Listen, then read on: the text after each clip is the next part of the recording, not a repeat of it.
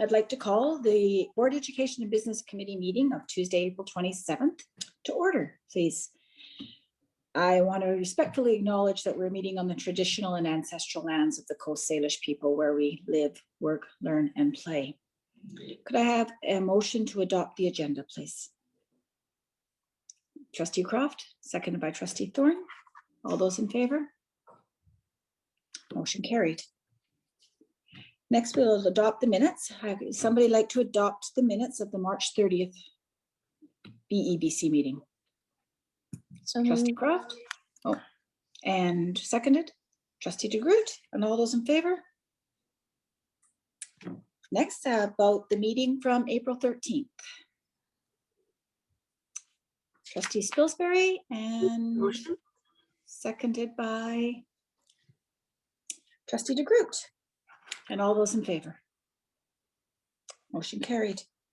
Now, if I could have a motion to adopt the April 22nd special BEBC meeting minutes, please. Trustee DeGroot, seconded by Trustee Croft, and all those in favor? Motion carried. Next on our agenda, number 4, is our action list. Would that be you, Mr. Sandquist? Yes, that would be me. It's still the single item of the rainbow crosswalks, and we know that that has now been awarded, and that work, if it hasn't already started, will be starting very shortly. Thank you. That's exciting. I'll be happy to see those rainbow crosswalks all painted. Yes, Trustee Croft. Well, now if we can just get unicorns on the agenda, we'll feel complete. Unicorns and rainbows. Yes, we should work on that for sure. I believe we have no petitions or delegations this evening. So that would take us up to number 6, education. Do we have Hannah Morales here? Is she in the waiting room? She's on her way. Thank you.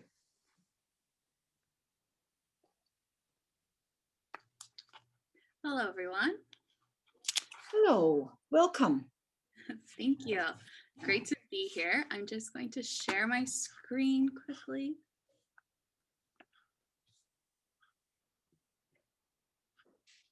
All right, hopefully that looks good for everyone. All right, so today I am here to talk to you about our Youth Leading Reconciliation project. So the Youth Leading Reconciliation Workshop Series is a project that was originally going to be a one-time event. But we quickly realized the power and potential this project can have. We have now made this an extension of the Yatwa Squalus project. The original Yatwa Squalus project that I presented to you all in January was an appreciative inquiry project in which I interviewed Indigenous students from every school in the district about their school experience in general to identify what does or doesn't work for them in the current system. In Youth Leading Reconciliation, we are bringing together both Indigenous and non-Indigenous students to have an open conversation about truth and reconciliation, with the goal of creating ways for students to amplify their voice and put reconciliation into action. We have started this program at Cowichan Secondary this year. We have the goal of doing it at every secondary school and Quamachin next year.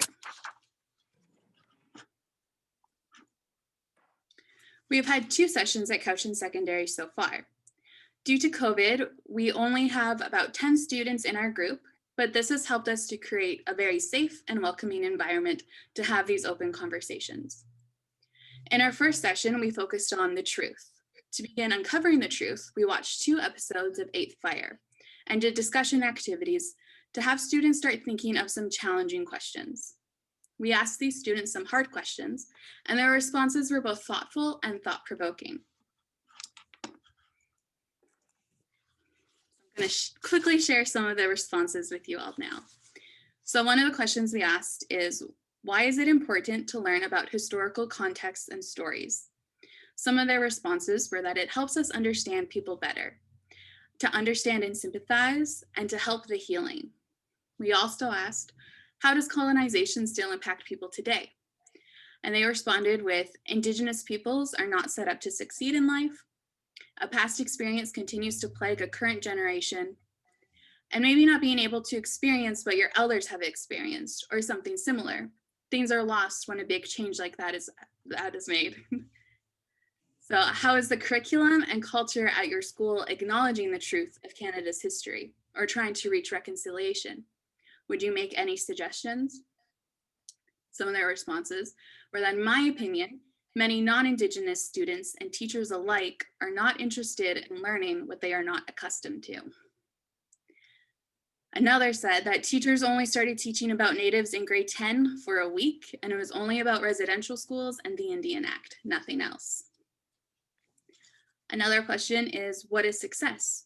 By what standards is success measured? Success is achieving something you have been working on, and success is when you are actually happy. And our other question was, what is a stereotype? And they said that people tend to jump to uninformed conclusions, and some teachers used to judge my ability to learn in middle school because Natives were stereotyped that way. I would love to show them some of my past tests and grades. So as you can see, some students were able to become very vulnerable with us in their answers. In our second session, we looked more at reconciliation. We were able to have a graphic facilitator present at this session to help us map out our conversation and ideas. Reconciliation can often, or can be a complicated term. That means something different to everyone. So we invited HLCA's Harvey George and Stuart Pegedwan, Métis CTA Vicky Gravel, and Charlie Coleman to share their personal understanding and relationship to reconciliation. On the left-hand side of the graphic, you can see some of their responses. So we have that we need to increase awareness and education. Maybe it's more about decolonization versus reconciliation. And we need to listen and work together with respect and empathy.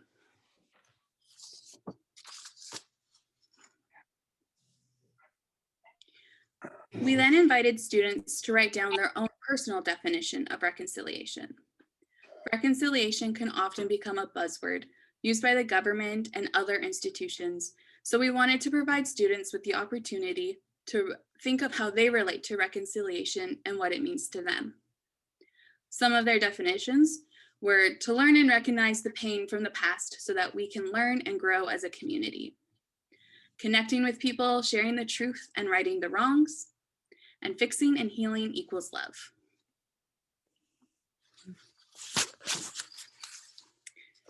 Students then examined different aspects of their school in a mini equity scan activity to find concrete evidence of where reconciliation is happening and put into action at their school.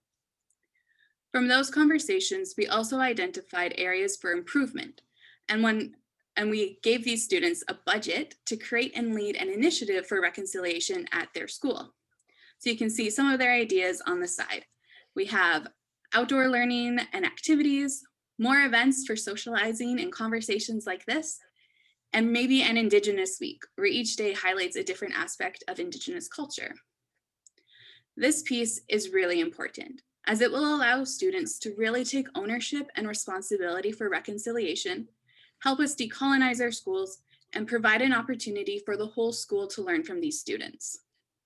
We'll be meeting with our Cowichan Secondary group once more before the end of the year to determine which initiative they would like to put into motion and begin planning and organizing.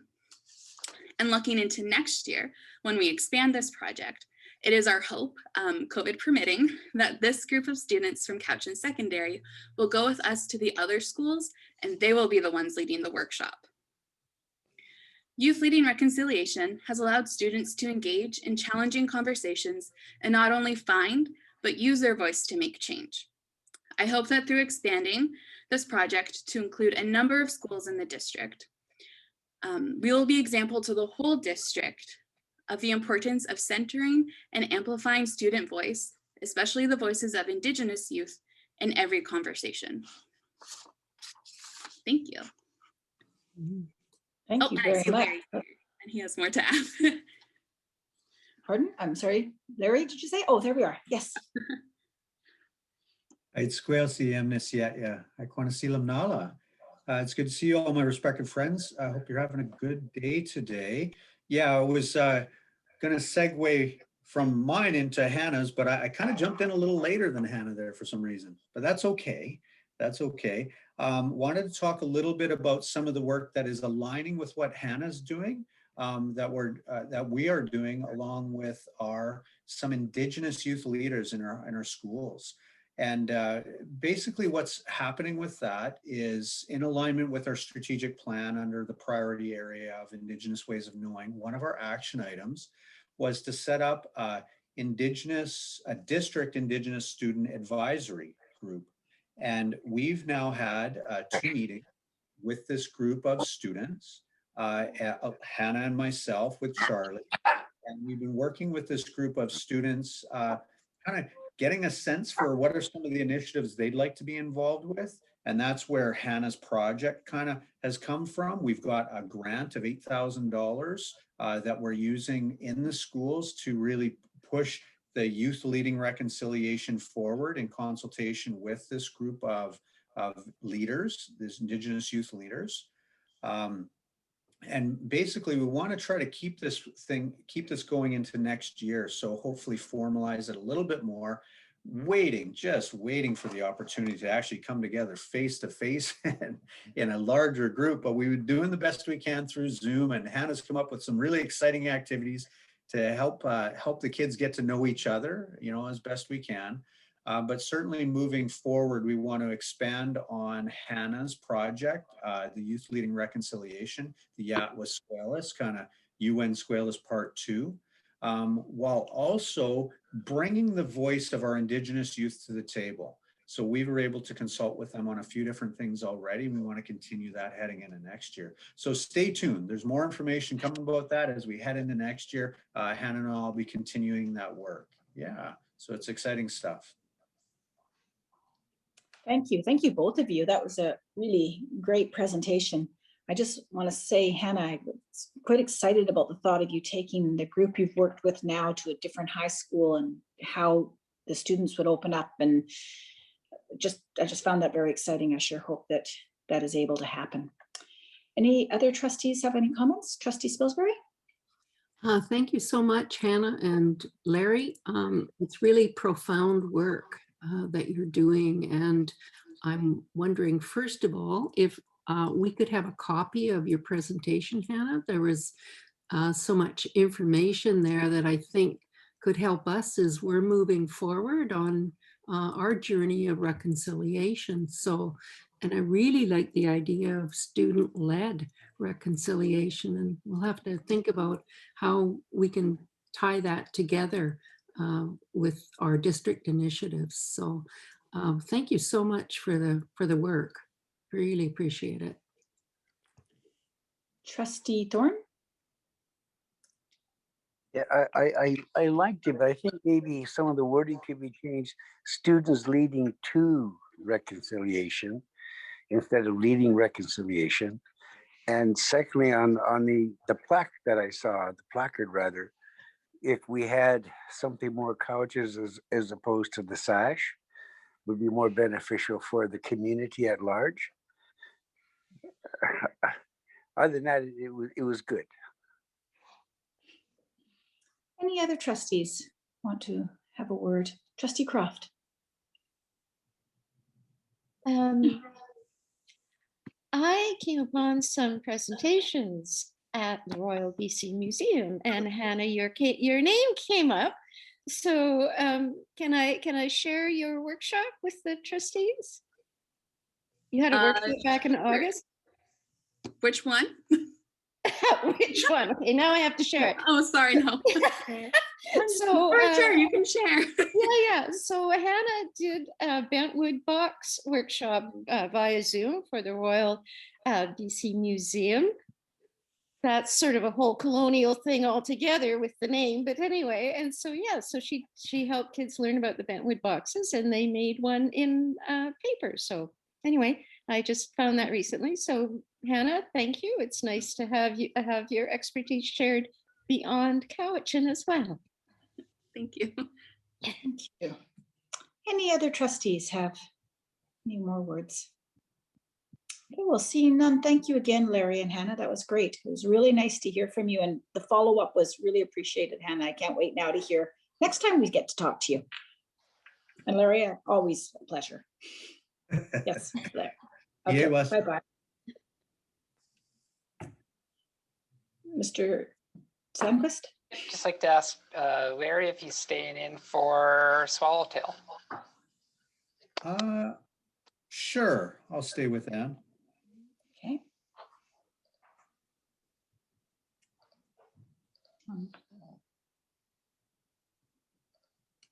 Here they come. And we've got Anne and Krista coming.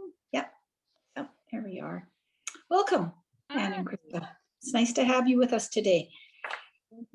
Thank you very much for having us.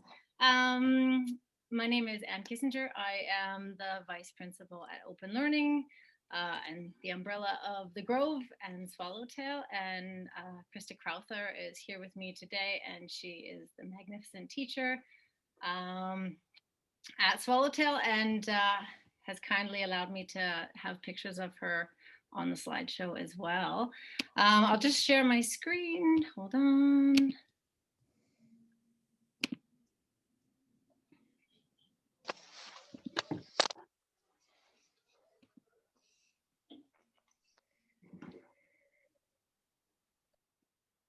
Awesome. So we're just going to talk a little bit about, give you guys a bit of an idea about what Swallowtail is. It's one of our programs through the Grove, and it is set in Cowichan Station on a 17-acre farm that backs onto Bright Angel Park. It's a nature-based blended learning program for students in grades kindergarten to grade 9. So a blended learning program, 49% of the time students are working with the teacher in person, and 51% of the time they're at home facilitated, their learning's facilitated by their parent. They come to Swallowtail 1 to 2 times a week, and the teacher provides the resources for them to learn at home the other days. And the program actually originated from a group of home families looking for alternatives to programming, and it's just kind of grown from there. Is this mine, Anne? This is you, Krista. Okay. Yeah, we use a lot of hands-on learning and student-centered learning. We always have projects on the go. Many of them are facilitated by mentors that we bring in from the community as well. For example, we've made drums with Indigenous mentors, cordage, and here is a wool project we were doing. So there's always some hands-on learning to really get the learners engaged. All right, there we go. Physical literacy is a huge part of learning at Swallowtail. So the natural environment offers endless opportunities for us to challenge ourselves and take risks in safe and calculated ways. And this builds a real confidence in our learners in how to navigate their world, building awareness and their abilities through that movement piece.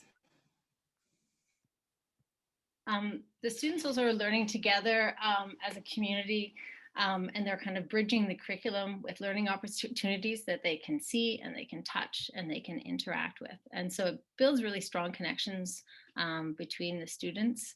And I think that sense of pride that they build within themselves as well.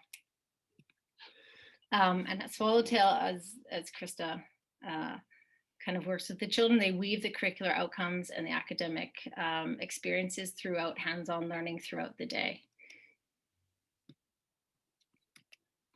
For the past 7 years, actually since Swallowtail started, it has been a very beloved and coveted program.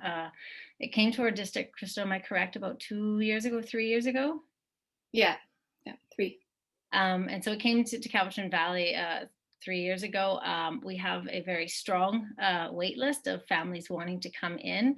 And very excitingly, we've also had families coming to us and saying, hey, we want to expand. And so we are in kind of early conversations to see how we can take this kind of model and apply it to other locations in the Valley, which is incredibly exciting.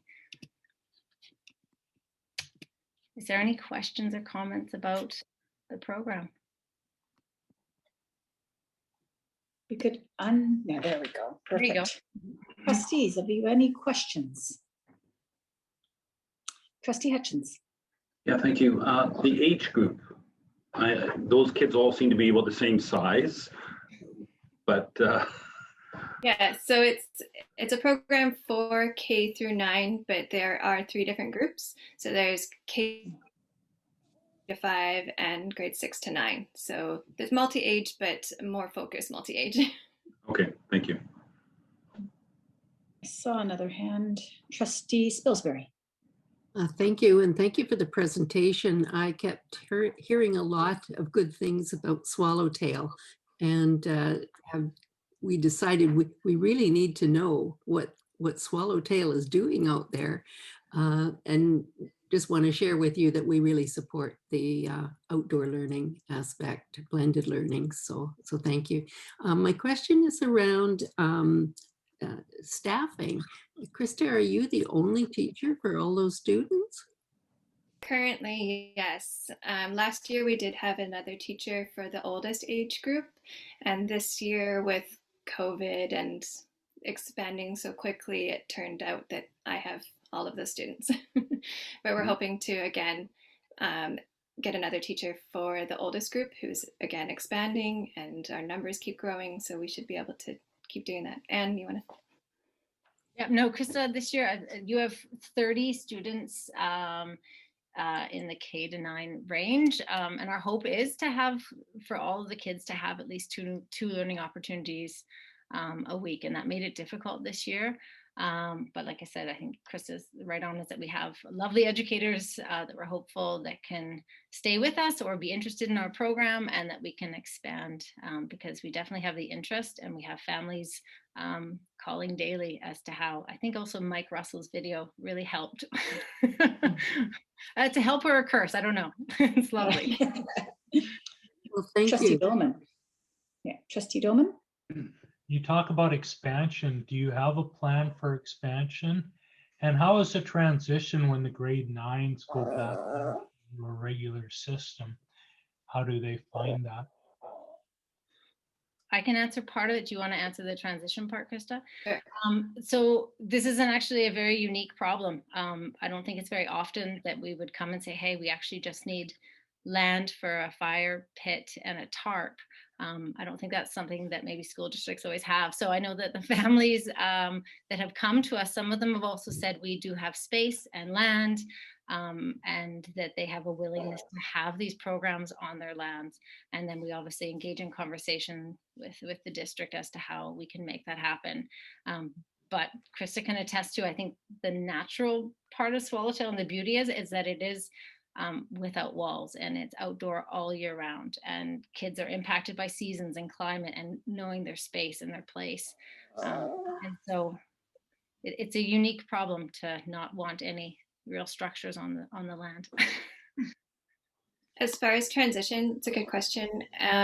Usually children want to expand their peer groups, and most, in my experience with home learners now, they'll usually choose Francis Kelsey as their next step for grade 10 or even grade 9 learning. And it's actually a really natural transition that way, since they've been accustomed to doing a lot of their own self-directed learning at home with some facilitation at home, but they're able to take that self-directed approach when they get into high school. Thank you. Any other comments or questions? Trustee Hutchins. So how long would would kids theoretically stay from K to 9 in the program? Yeah, that's the hope. And I've had some students who started with me in kindergarten and now are in grade 4. So they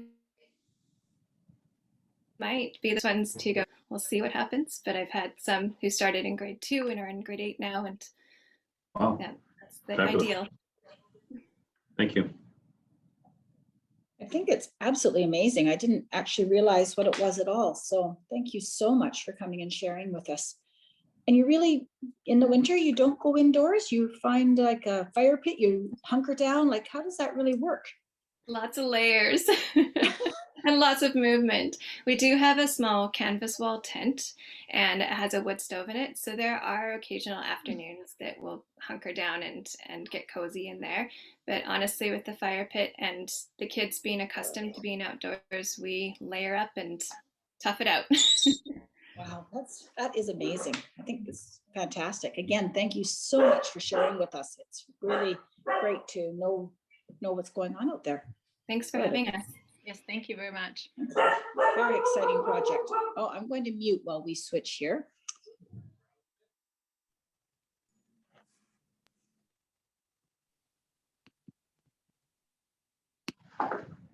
Okay, hopefully back.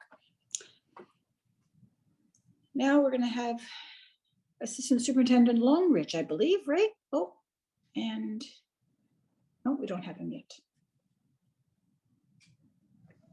Here he comes. There he is.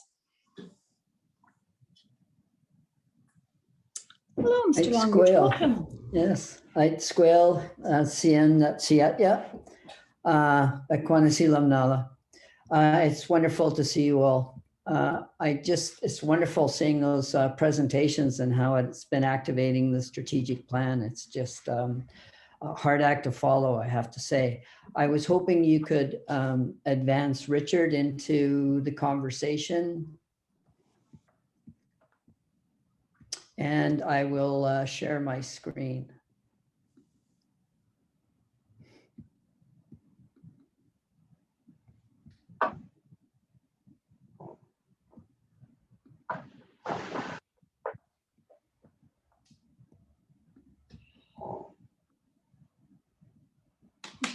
Can everybody see that? Yes. Yep. Just give me a sec. I'm just trying to actually start the presentation, but it's in the way. Here we go. So just to start off in our discussion around gender neutral washrooms and the possibility of an upgrade, this sign is on all, within all schools. We have at least one or multiple non-binary washrooms, including at the school board office as well. So any individual washroom is now non-binary throughout the district, and also quite often accessible.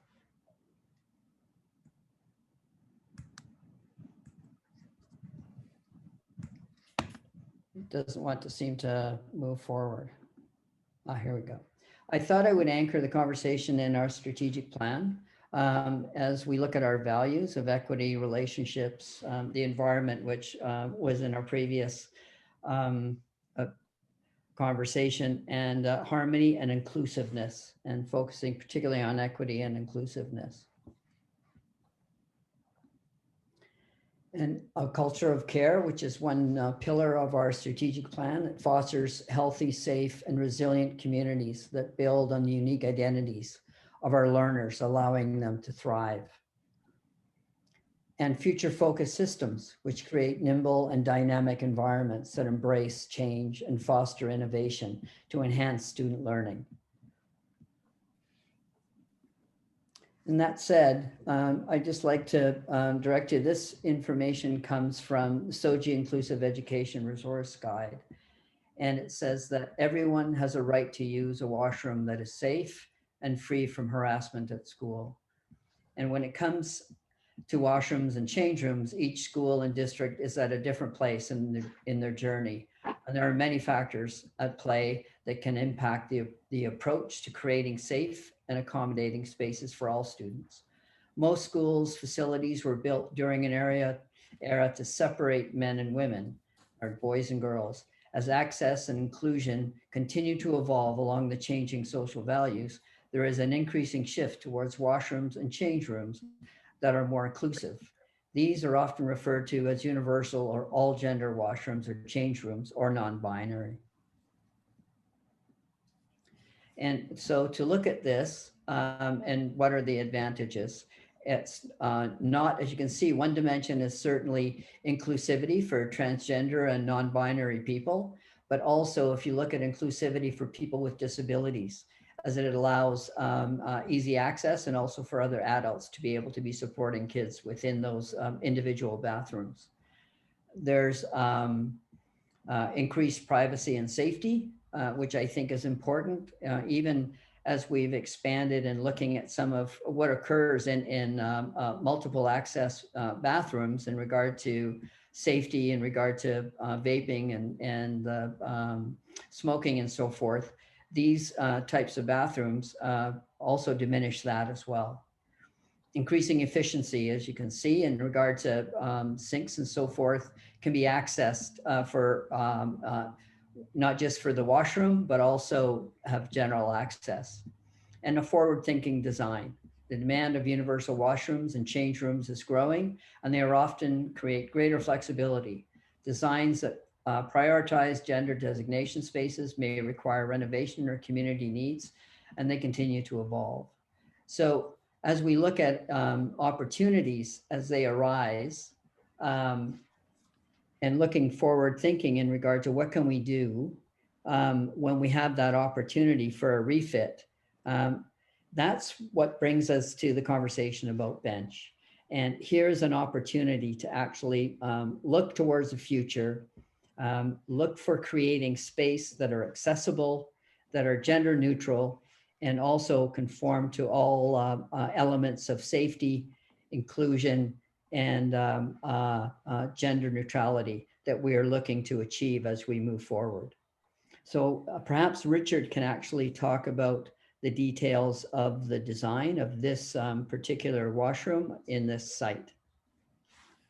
Thank you, Thomas. I would just like to take a moment to recognize kind of where this did stem from. Thomas spoke to our alignment with the strategic plan, and operations is currently undergoing a holistic alignment with our strategic plan and how we plan and prioritize our projects.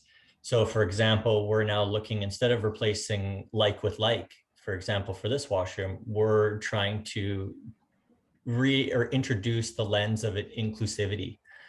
We have an opportunity here where both washrooms at bench are in need of a renewal.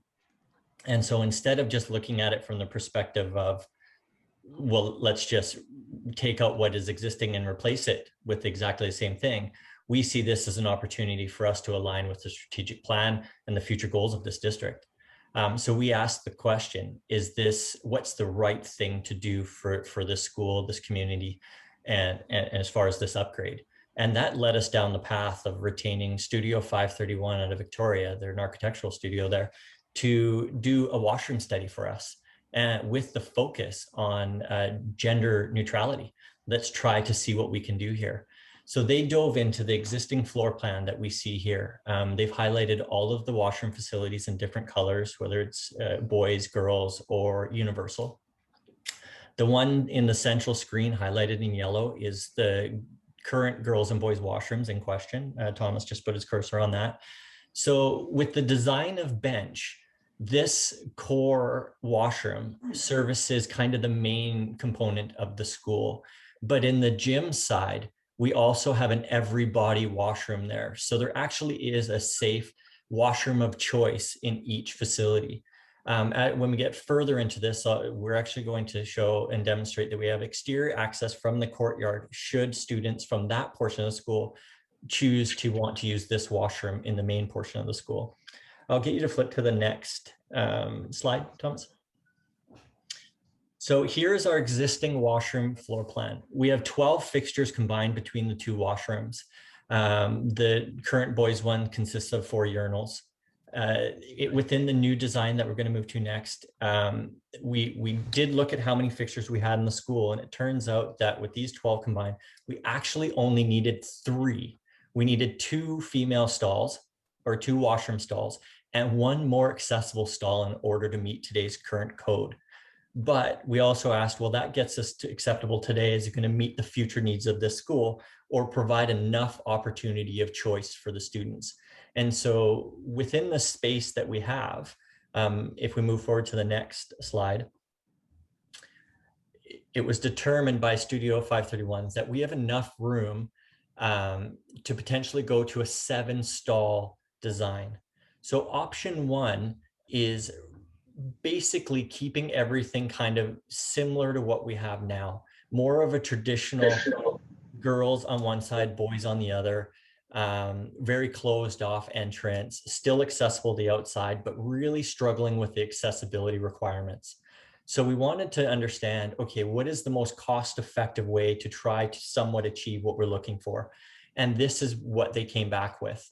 And they spent a lot of time exploring multiple options. And this one they said is our most cost-effective option. And then when we really dove into it, we realized it doesn't quite get us to where we need to go. So again, we asked ourselves, is this the right thing to do for the students? And it turned out, in our opinion, as well as the architect's opinion, there was too many cons versus the pros. So then we asked them to go back and say, okay, now let's advance this a little bit further and see where you can take us. So we worked with Vanessa at the school and came up with an alternate type solution. If we can move to the next slide. And this one you'll notice is actually option 5. Again, it ends up being a 7 stall, but it removed the traditional feel of a girl's side and boys' side. It also opened it up to the corridor. So at the bottom of the screen, you'll see quite a large opening of over 2 meters wide. That actually allows what Thomas was highlighting earlier in the session, was that it highlights the opportunity for people coming down the corridor to actually go use the hand facilities, the hand wash facilities and get cleaned up, and then be able to go into a classroom, which really works well in a pandemic type situation. But it also then gave really good sightlines of visibility for supervision of a washroom. The washroom stalls themselves will have the expected level of privacy.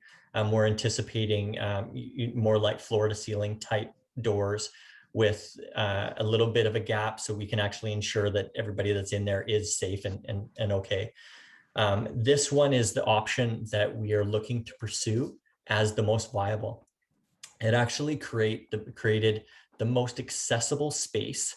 It created the easiest access for the outside, as well as the next stall we'll go to in a minute here will actually demonstrate the accessible ramp option that will allow for anybody that's accessible in the other portion of the school to be able to utilize this washroom as well, which is a fantastic upgrade from what we currently have.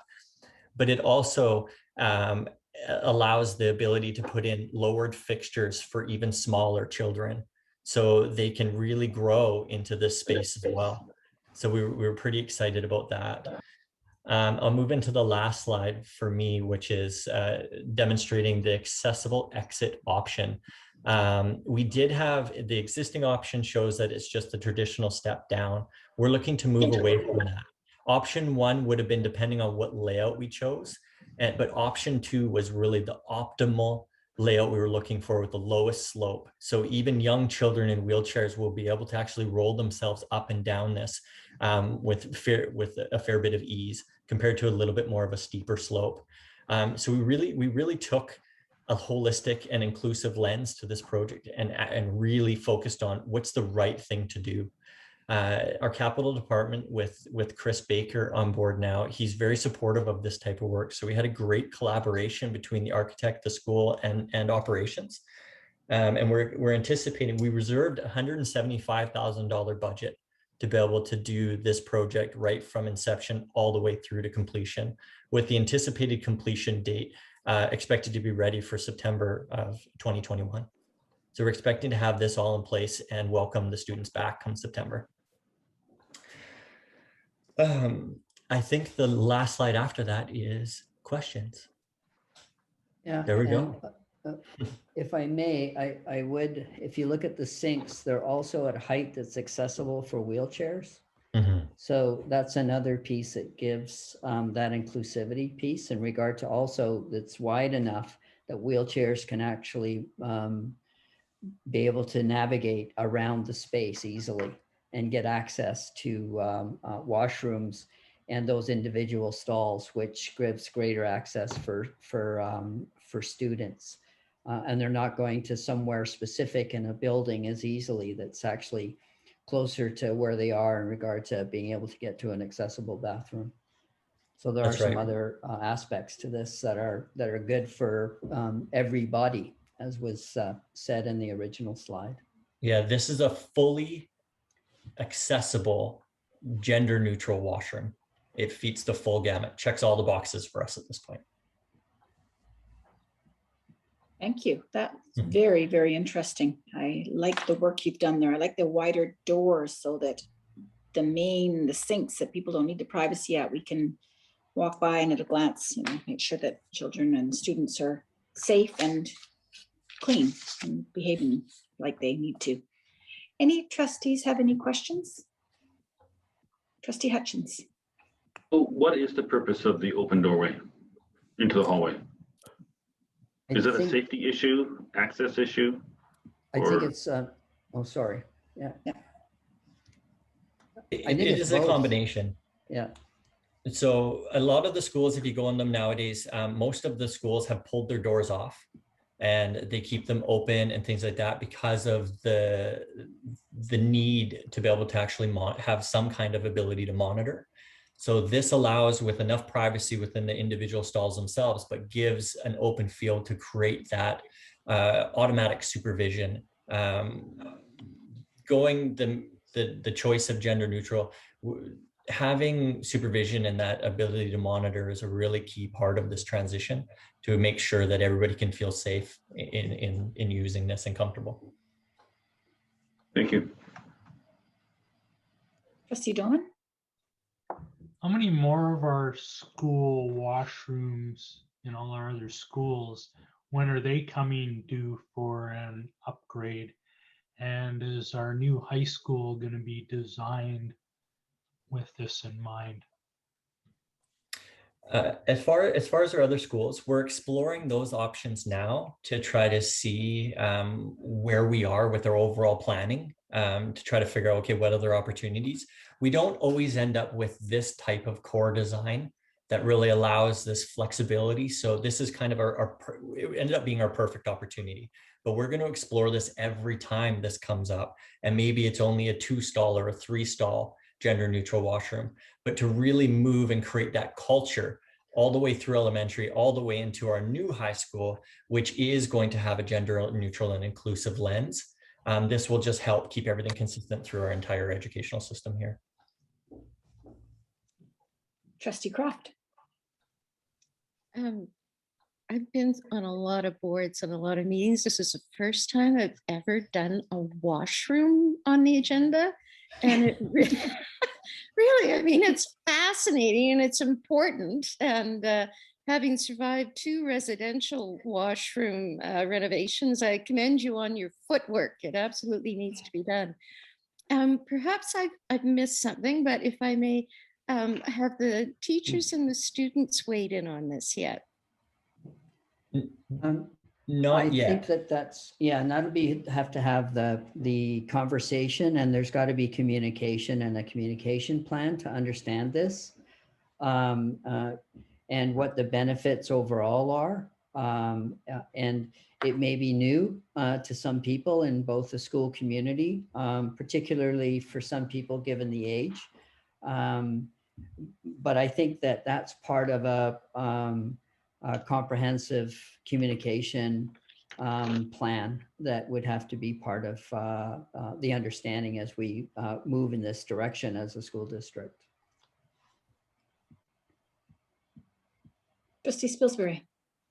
I'd just like to comment that the extra cost, whatever it is, I'm not asking what's the difference in the cost, because really what is important here is the innovation and the amazing result for our students and families.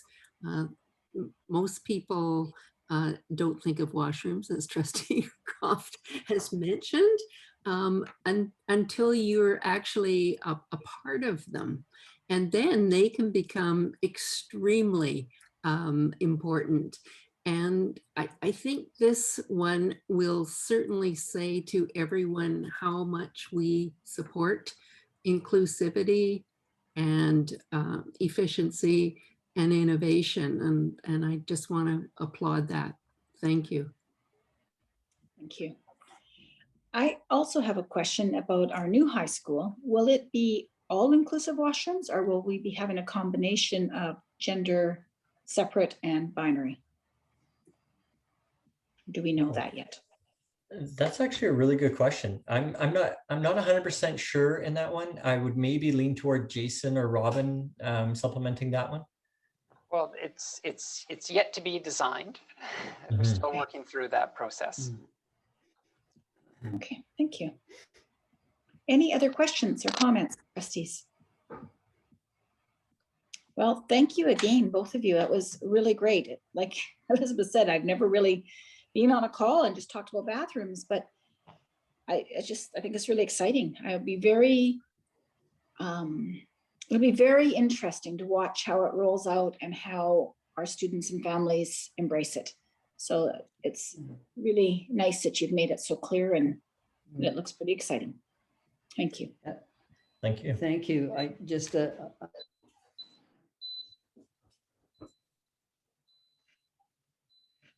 Oops, I think I might have moved Tom too quickly. He had some comments. I'll bring him back. My apologies.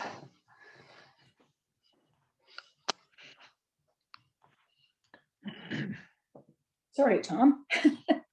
Sorry, Tom. Oh, now you're we- muted. Now you're muted. thanks. I was muted automatically, I think. I just thought that the combination of the presentations tonight, it shows a tremendous integration of all the pillars of the strategic plan and how they all go hand in hand. And here's a perfect example of what you don't think. How do washrooms fit into a strategic plan, and how does that fit in with learning objectives and everything else that we do? And here's a fabulous integrated example of that. So just wanted to mention that. So I will go now and with. Thank you very much. Thank you. Thank you again.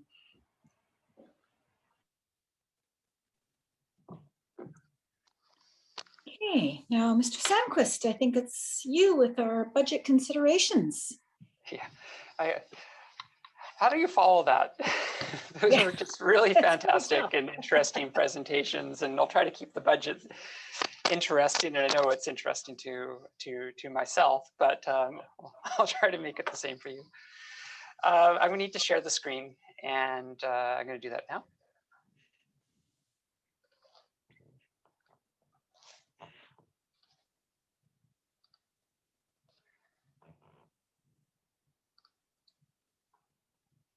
Okay, so you should now see my my PowerPoint, which is what I wish to present this evening. And I'm just going to begin by laying the groundwork of how we arrived at where we are today. But I'll start by, just 1 second, problem here.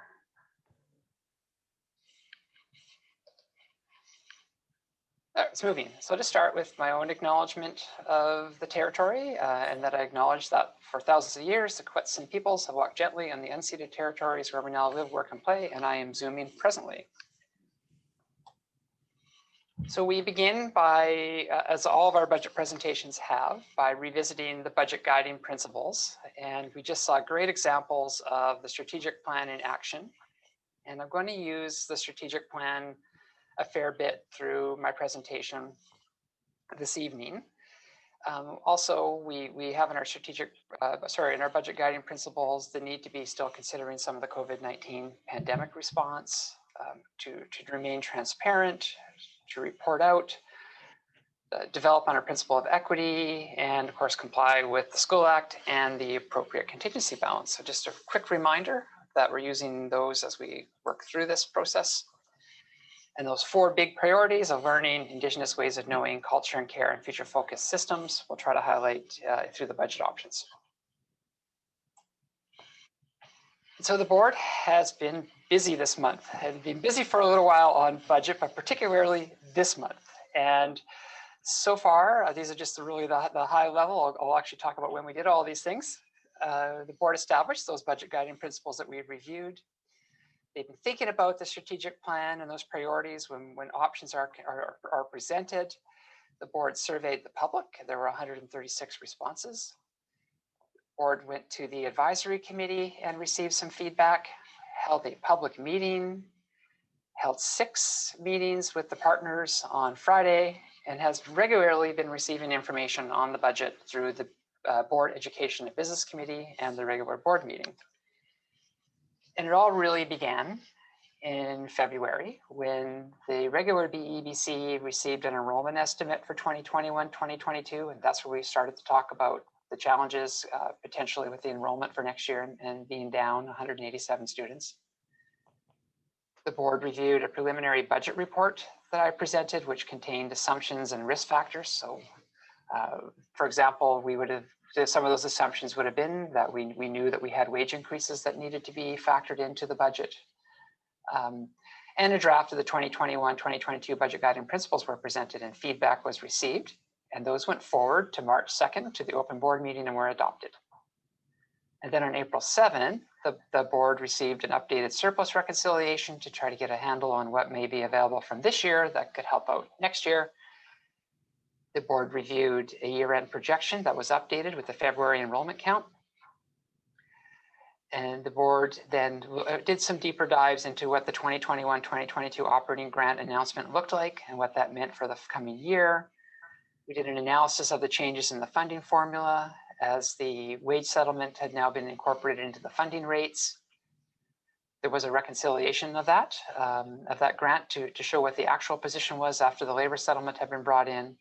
And then we established the opening budget position after all costs and revenue adjustments were made and rolled forward. So this didn't anticipate any reductions anywhere in the budget, just what if everything remained the same and we rolled it over. And then we had an updated budget timeline. Then on April 13th, there was a special BEBC and there were COVID-19 considerations considered. The contents of the opening budget position in more detail were presented, and they were beginning to establish some list of options. On April 20th is when the board heard feedback from the advisory, and on that same day held a public meeting. Now, a couple of members of the public were present, but they didn't weigh in on the budget options. And then that all rolled into April 22nd, where the revised options list was presented. We reviewed the two primary special purpose funds. There was some further feedback, and I should have put in here that was also when you received the feedback on the survey. And then Friday was a busy day, a longer afternoon with the various liaison groups where feedback was received on the budget, and hopefully some of that you'll see in the presentation. So at this meeting, the hope is to determine the suitability of budget options as we're getting close to our deadline, align the options to the board's strategic priorities, invite trustees to provide feedback and recommendations. And at the end, there is potentially an opportunity for the board to recommend the 2021-2022 annual budget the committee to recommend the annual budget forward to the board. So what I'm hoping to do here is align those options to the board's strategic priorities while achieving a balanced budget. So I am going to present a possible balanced budget for the board's consideration based on the feedback that's been received to date. And you're going to see a lot on each slide at each time. So across the top here, I have a number of columns. I have a description column of the item that I'm wishing to talk about. I have a revenue column, so adjustments that I would be suggesting could be made to the revenues.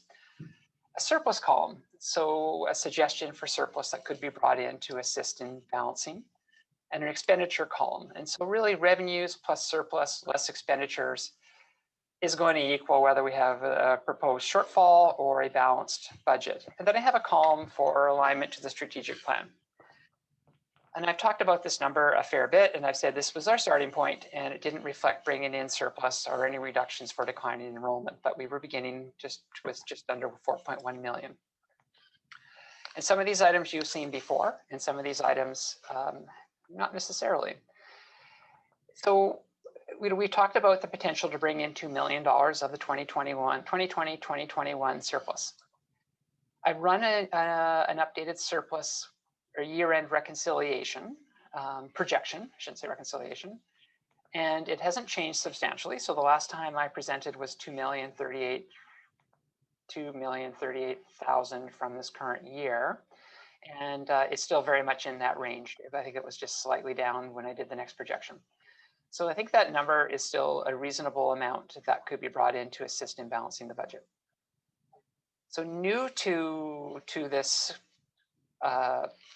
puzzle is support staff benefit funding, which previously I had anticipated that 122,000 of that was rolled into the new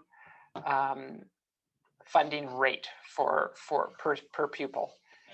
And I've been able to clarify, because it hadn't been announced yet, that $122,000, and this was just half an hour before this meeting, has now been announced that it's going to be $186,000 for support staff benefit funding and will not be included in the per pupil rate. So when I was mentioning before that I thought the funding formula was short by about 600,000, that would now come off of that as far as funding the wage increases. So we are going to receive the funding there, and I can bring that in to help with the balancing. So very, very new information.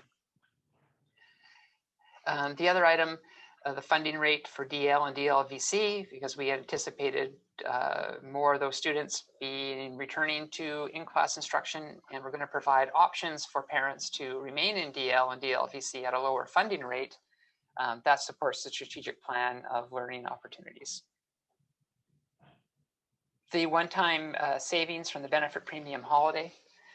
So previously, that number had been 161,000 when we started, and this was the savings that result in the premiums that we'll be required to pay in the next year for benefits, and that is because we paid out the current year based on the history of the previous year, and we know that now that our services that people normally attended to, dental and physio and chiropractors, just were not that well subscribed. So there's some surpluses there, and that number's been increased to 361,000.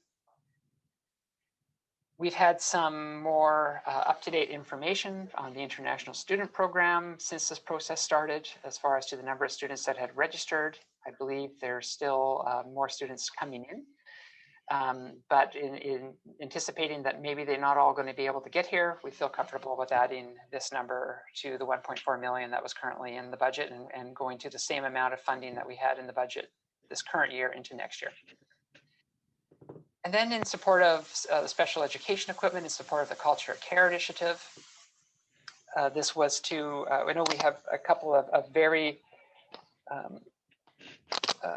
fragile students expected that are going to need equipment supports, and looking at our equipment budget, it hasn't been replenished in about a decade from the ministry, and we were suggesting that this was a year to do that. You note that these are all non-staffing adjustments. What I'm going through here first are the items that I think can be accomplished without making adjustments to staffing levels. I've sorted it in that manner. The next part here under future focus systems is we know we have to buy new software, which hopefully eventually will present with some efficiencies on the business side around paperwork and information flow. And we're suggesting that we can take that software acquisition out of our local capital and support the future focus systems. So take that out of the expenditures where we currently have it. And then resourcing of the strategic plan. I've had this on here before, and that is to provide an additional $50,000 to support all the priorities of implementing the strategic plan. So I know it's not a huge amount, but there's a big one coming up later on through a staffing item that is also in support of all priorities of the strategic plan.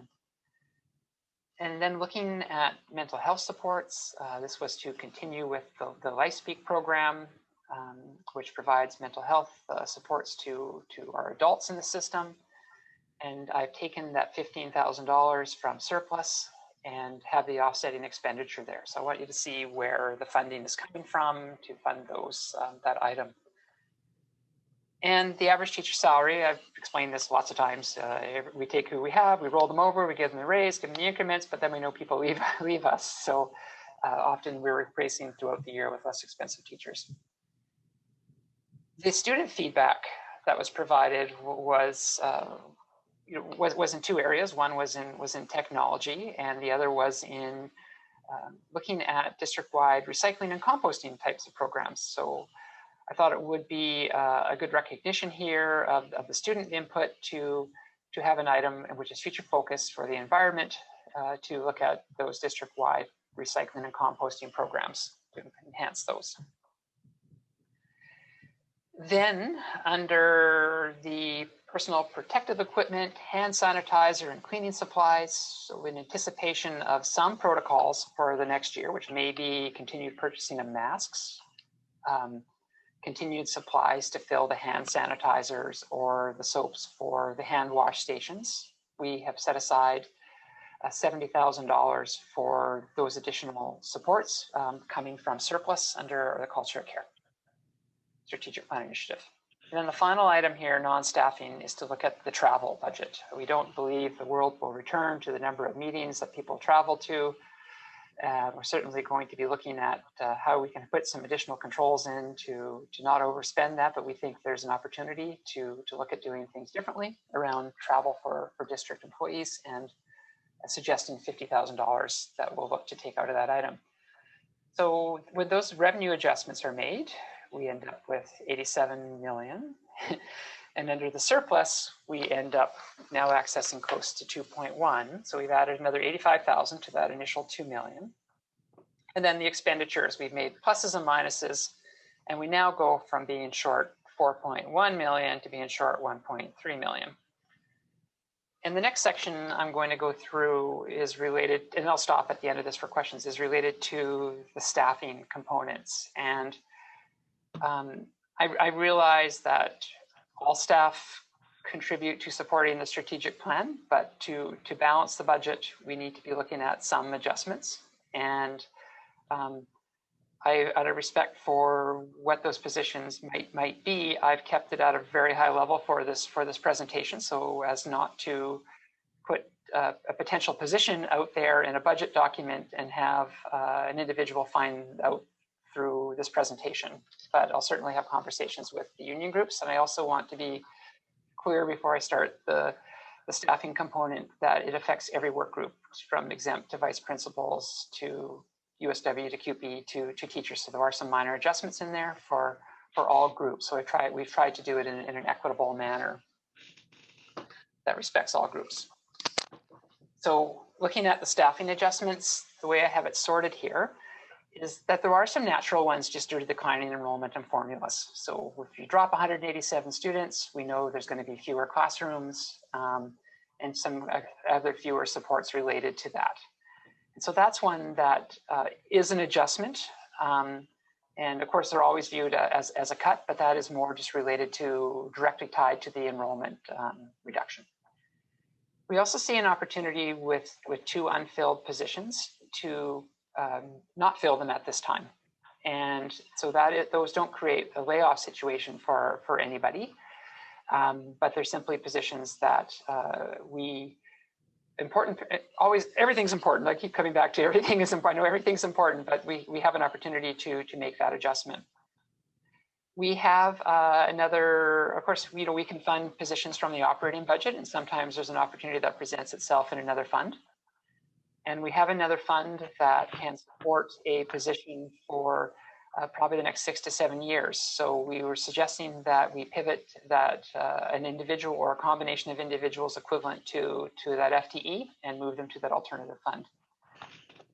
And then that leaves us with other reductions of 172,953. And those are really the ones that are I would say the cuts, if you per se.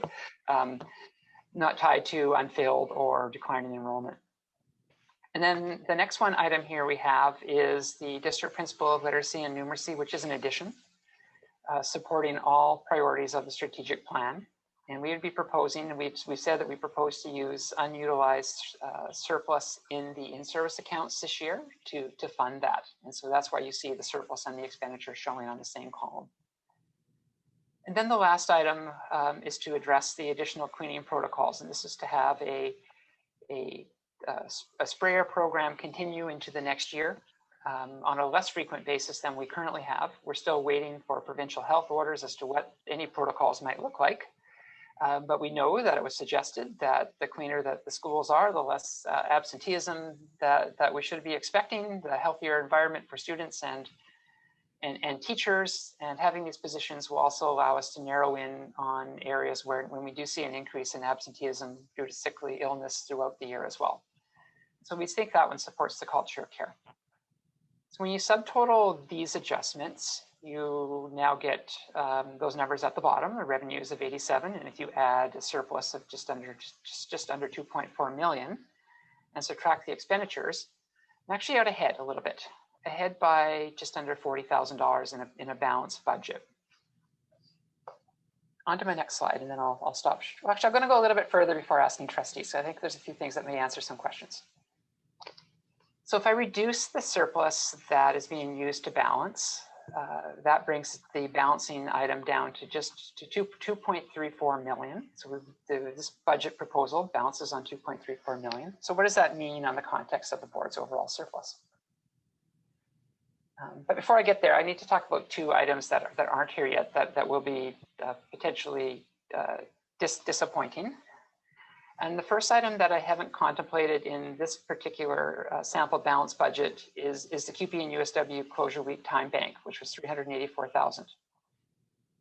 And I know the board recognized that those additional financial supports that this item would provide to the lives of those employees, and they still come from the board that this is an area to pursue. But to put this in, I believe we would need to take some items out, and so it may come with the opposite effect of having to reduce staff, because we are quite far into the surplus at this point. So I'm just noting that at this point, I haven't built it into the proposed budget because I couldn't do it without further staffing reductions, or find a way to do it without further staffing reductions. But it's up to board direction. And the other item is around principal, vice principal, and exempt compensation. And again, I guess I'm making statements for the board, but I believe you value the contributions of the non-unionized employees and recognize the challenges that compression causes when the employee groups that they supervise get increases and that group does not. But to date, there's been no approval from PSEC that permits those compensation adjustments for 2022. So I would be suggesting that after all the year end is known, which is always a risk factor around surplus, and there's been an announcement from PSEC that be revisited as part of the 2021-2022 amended annual budget process, and that can go retroactively back to July 1st or any date that the board so chooses. So I know those are the two bad news items that were on the list before that aren't on this proposed balanced. So what does the surplus look like?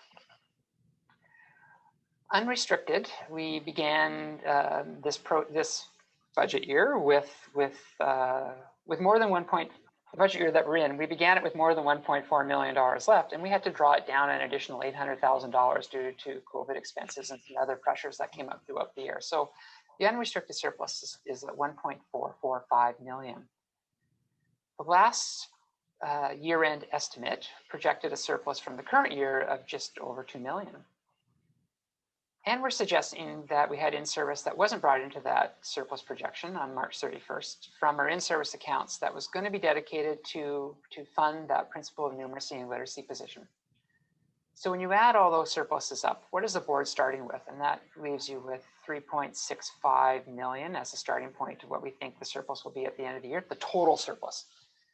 So this budget utilized 2,341,000 of that, which leaves a remaining surplus of 1.3 million for contingent items. And that is on a percentage basis falls really close to the middle of the board's policy, which is to maintain between 1% and 3% of budget in surplus. So one of the challenges of going too far into a surplus to utilize for the next year is if you don't have it again, you have to find that in the next year. So the further the board digs into that, the more challenges will be, they'll have in the following year when it comes to balancing that year. And here's I'm going to ask for some feedback. So I'm going to stop sharing. And here's an example of how the budget can be balanced, and would appreciate any feedback that the trustees have at this time. Before I ask trustee, I just want to say, Mr. Tanquist, thank you very, very much. That was clear, easy to understand, and I'm sure we are going to have lots of comments, but just thank you for your hard work. Trustee Croft. Thank you very much, Chair, for starting off with that appreciation. the BC budget is still relatively fresh, and I know that, for instance, BCSTA and the teachers union have recently issued analyses. Is there any hope for any extra funding that's, on the horizon?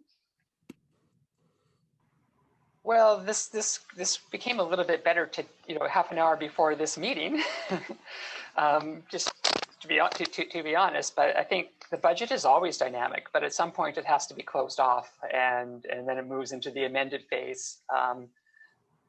It is important that the district proceed with its staffing processes after next week. So you don't necessarily. I'm not anticipating seeing anything come into the operating funds over and above what we've currently been shown, but there could be some special purpose items that come our way. I think we're probably a ways away from knowing if there's going to be any funding from the province or federal government in regards to funds to sustain some programs in the fall, potentially around cleaning protocols. One of the reasons in this presentation we're trying to use surplus for those items is it's easy to return those back. If the province pays for extra cleaning in September, like they did this year, those surplus dollars go back to the board for discretion. So I've targeted utilizing surplus for those items. Thank you very much. Trustee Hutchins. Yeah, Jason, I had a question, but it was on the slide about 4 back where you were going to stop, and you said, "Oh no, I'll keep going," but I didn't write it down because I thought we were coming back to it. But my first question is to do with the in-service surplus. Why is the in-service surplus separate from the other surplus? Mr. Sandquist. Yeah, I usually don't bring it in because in this particular one is targeted. So the in-service surplus, I should just say it's the BC Education Plan, which is funding that comes into the board every year, and it's been accumulating over the last number of years because we haven't been able to utilize it for release time for individuals because we've been living in a pandemic. And because it's targeted, I don't typically bring it into the surplus estimate because it has to be utilized for a particular type of purpose. And it comes as a restriction at the end of the year it would be, because it doesn't come into it's not as discretionary in nature as the rest of the surplus. That's, I guess, what I'm trying to say. It's usually got rules attached to it, and an appropriate use of it would be this district principle of numeracy and literacy. So how much additional funds are surplus in that fund? On top of the 166,000? Yeah, probably about $100,000 for future implementation of curriculum. Okay. Which theoretically would be not utilized by the new district principal, but I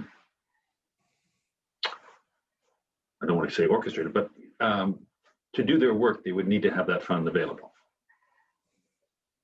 Yeah, there's been plans for the funds for the last couple of years. It's just been difficult to utilize them. So I know there's lots of work that's going to happen around those dollars as soon as teachers are able to be released and come together. Okay, thank you. Trustee Thorne.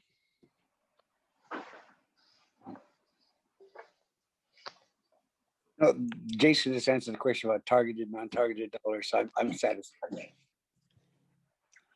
I have a question. I'm not sure as a chair, I'm allowed to ask questions as a chair? Okay, thank you. As we know, it'd be like the elephant in the room that QP has been asking for a long, long time to have that week back, and USW as well. I can see clearly that it would be having probably to take away positions to make it happen, which is not really something that anybody would want. But if the government came back and did give us money towards the janitorial, like the 200,000 we're spending there, is there an opportunity that at those times we could relook at this and be able to rejig it? Or is this something we cannot now consider till next year? Or how does that work? The budget is, I use the word dynamic. It's constantly changing and constantly evolving, and you always have opportunities. But for anything that's that's added in, it's always important also to think about sustainability. So if you had one-time dollars and it was put back, you would need to be thinking about the next year and the year after, and is that something that would be sustainable? And that is, I'm not suggesting it is or it isn't. I think that's a decision for the board based on priorities. But as I was putting this together, I didn't find a mechanism to do it that wouldn't necessarily impact additional positions. Okay, thank you. Trustee Spilsbury. Thank you. Just a couple of questions. When the health and safety protocol expenditures seem to be spread out, so there were various places where they were mentioned. Can you give me a total of the amount of money we've put into the budget for that, please? I can, and I did split them out because last time I had it all in wages, and I wanted it to be a little bit clearer that it was effectively $70,000 in the supply component for PPE, personal protective equipment, and extra hand sanitizer, et cetera, added to $130,000 for 2 custodians to operate the equipment for that program to continue. So that would be $200,000 from surplus. Thank you. And I just comment that my hope is that the ministry will be providing funding for health and safety protocol implementation. To what degree, we don't know, but certainly they're sitting on a pocket of money. So I'm looking forward to returning that money to our surplus. The other question I have is, you have an amount of 172,953 under other reductions. What have we already discussed that somewhere, or these personnel, or? They're personnel, and I didn't want to do it publicly because they're very specific positions that are being proposed for adjustments. Okay. But it is personnel. All right, and so the board's not going to hear about that if we approve this. Their personnel issues. We'll have it very well reconciled for the board to understand what that is. Thank you. And I apologize. I think there's it's a balance of transparency but also respecting that individuals who potentially are in those positions, this is probably not the place to find that out. Yes. And so I'm trying to be sensitive to that, but still have the board informed as to what this means, I guess. And so we can send that some follow-up information out. Thank you. Trustee Croft. You're on mute. Thank you very much. I have both a comment and a question. So my first comment is that it would be nice to see the board have an opportunity to look at that 1-week closure and the effect that it's had on our workforce. It was a decision, as I understand it, that was made 10 years ago when we had a very different, I think, political understanding of the importance of education, excuse me, and the importance of the work that all of our staff do for that. So to be honest, I'm not too sure how I can express this in a BEBC meeting, but what I'm going for is it would be nice to see the board give that some priority in the longer term. I can understand that this year's budget is perhaps not the time to look at returning that $364,000 to that 1-week closure, because it's just such a big conversation. So I guess my thought is to encourage my fellow trustees to give that some thought going forward, and perhaps start thinking about it earlier in the year next year during the planning. And my question is, I mean, right now it looks like it's 364,000. A year from now it could be different. Is this an all or nothing strategy? Do we have to return the full week? I see Candace nodding yes. All right, I look forward to your answers on that. Trustee Spilsbury. Oh, I don't have an answer, is simply that I have asked that question in the past, and there doesn't seem to be a way to slowly implement that. So I'll pass over to Mr. Sandquist. There are a couple, I guess there's a quite a limited opportunity that came out of the last round of bargaining, which provided for in-service days for QP members and also for USW members. And the intent of those days would be to do them outside of the regular school calendar. So what I mean by that is, rather than using the money to have a replacement come in, do the training on a day when somebody isn't normally working. And that is somewhat limited, those funds, but they were bargained in the last round with both support staff unions. So there are opportunities to schedule some work time for training purposes during those days. Now, it's not 5 days, and it's not a full day for everybody, but over the years, it does give a little bit of adjustment. But I don't know, I think that, I don't want to speak for those partner groups, but they would probably be appreciative of any days that were added back in, to provide that opportunity. So I don't know that it's necessarily an all or nothing. There's probably ways to do partial.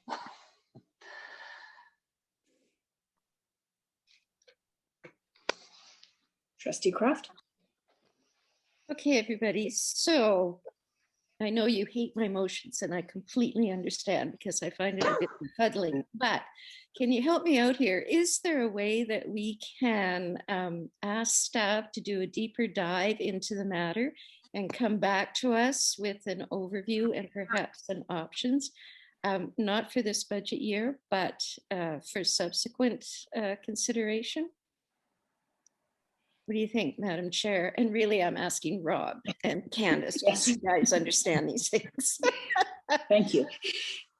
That sounded like a motion to me, and I'll second it. Thank you. And Mr. Hutchins, were you seconding it, or do you have a comment? Do you have a comment? I was going to second it, and I was going to say congratulations. It was a great. Actually, it did sound like a motion. Okay, only 7 years in, and I'm getting the hang of it. Thank you. Any discussion on the motion? All those in favor? Okay, motion carried. Thank you, everybody. Thank you. Any other, Trustee Spilsbury. I think what the Secretary Treasurer mentioned at the beginning was that he was hoping a motion would come from today. Mr. Sandquist? I have a draft one. Okay. And a second here. So I created this potential motion if the board was satisfied with the budget options as presented. And that would be that the Board Education and Business Committee directs staff to prepare the 2021-2022 annual budget in accordance with the information presented at the April 27th, 2021 Board, I know it's lengthy, Board Education and Business Committee meeting, and bring the 2021-2022 annual budget to the May 4th, 2021 open meeting of the board for consideration.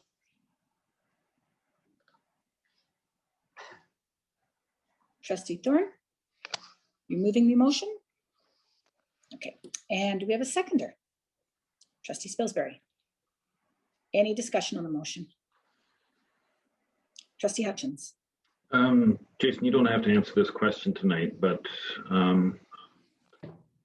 if we didn't have the pandemic and we didn't have the expenditure, I mean, it's interesting, we've had other money come in and we did a tremendous amount of expenditures and hired more staff for cleaning, all that type of stuff. But in some areas, we actually increased the surplus because of our lack of expenditures, our normal expenditures. Where would we be if we didn't have that surplus?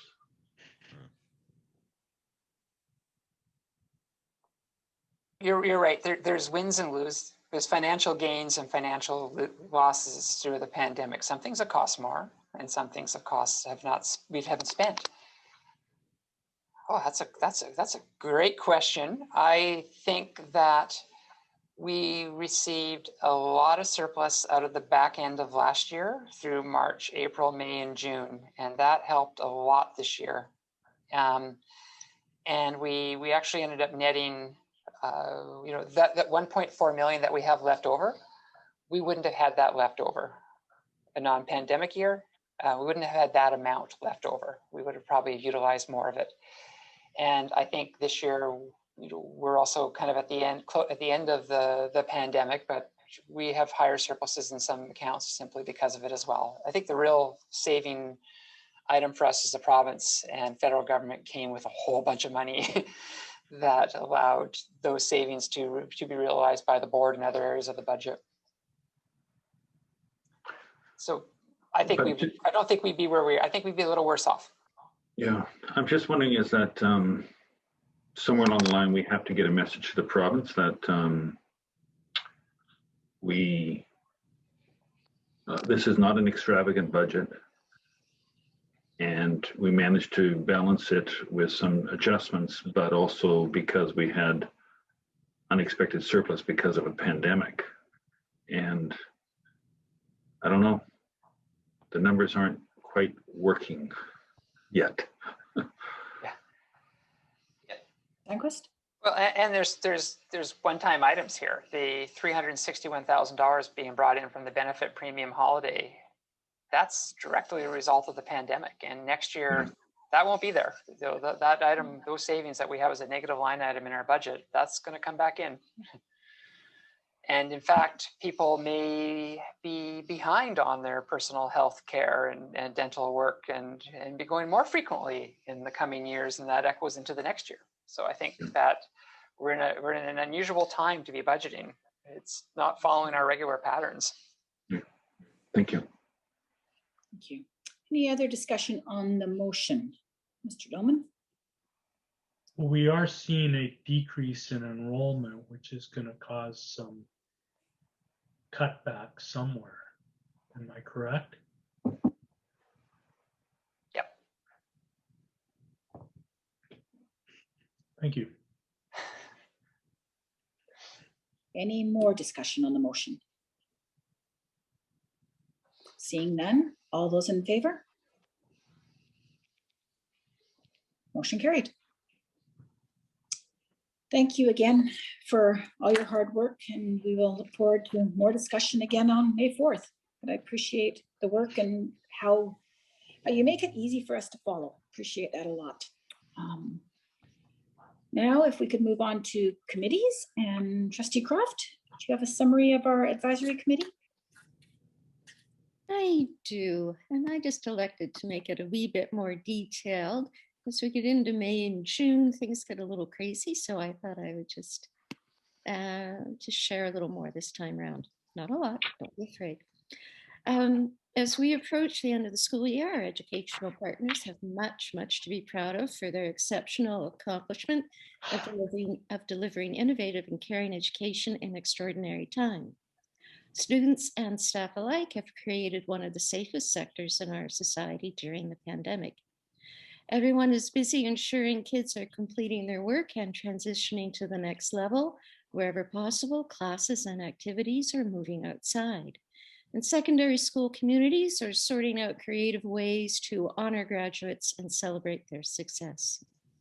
The district PAC seemingly effortlessly pivoted to virtualize their work. They continue to offer a series of workshops on education and supporting kids in school. And they've implemented a new effort around independent education plans and keeping families and helping families make the most of IEPs for their kids. Before COVID, secondary students visited grade 7s to give them the skinny on starting high school. This year, Kelsey students posted videos on YouTube instead, which were very much appreciated. And students continue to be resourceful and joyful about having access to both in-person and remote learning. As kids do, they're making the most of every minute and every opportunity. Yes, people are tired, but remain committed to in-person and blended education, to preserve education, to preserve the community, and to be sanguine to help keep everybody sane during these crazy times. Everyone is also looking forward to the summer, to getting vaccinated, to reaching herd immunity. Teachers express deep, deep appreciation and thanks to Cowichan Tribes for sharing vaccinations with teachers at four district schools. It's been a year. There aren't really adequate adjectives to describe it. Everybody should be proud. I think everyone's very proud of the work that they've done. You are a community of heroes. So special thanks to all of our partners who come and advise the trustees during the school year and help us all do a better job. Thank you, Trustee Croft. Can I have a motion to adjourn? Trustee DeGroot, seconded by, Trustee Thorne, and all those in favor. Thank you.